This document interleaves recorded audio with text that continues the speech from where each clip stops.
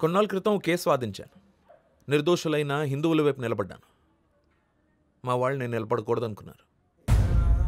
నాన్నగారు నడవలేరు.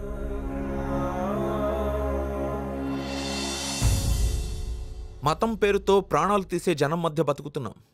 నువ్వేమో వాళ్ళు గుడ్డిగా నమ్మే ఆ దేవుడి పైనే కేసు పెడతానంటున్నావు.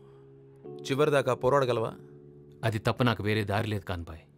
చూస్తున్నావుగా, ఈ పరిస్థితుల్లో నేను ఈ కేసు వాదించలేను. కానీ ఏ లాయరు నీ కేసుని వాదించడానికి ముందుకు రానప్పుడు నీ కేసుని నువ్వే వాదించుకోవచ్చు. No, there is a provision in law. Fee తీసుకున్న వాడికన్నా పెయిన్ తీసుకున్న వాడి మాటకి పదును ఎక్కువ ఉంటుంది. నేను నీకు సాయం అయితే చేయగలను. నీ తరపున లీగల్ నోటీసులు నేను ప్రిపేర్ చేస్తాను. ఓకేనా? చాలా థ్యాంక్స్ కాన్బాయ్. సరే, నోటీసులు ఏ అడ్రస్కి పంపమంటావు? అడ్రస్సా? లేదా అలా అయితే జడ్జి మొదటి రోజే కేసుని కొట్టేస్తారు. దేవుడు అడ్రస్ అయితే తెలియదు కానీ ఆయన వెతుక్కుంటూ జనం ఎక్కడెక్కడికి వెళ్తారో ఆ అడ్రస్లు అయితే నాకు తెలుసు బాయ్.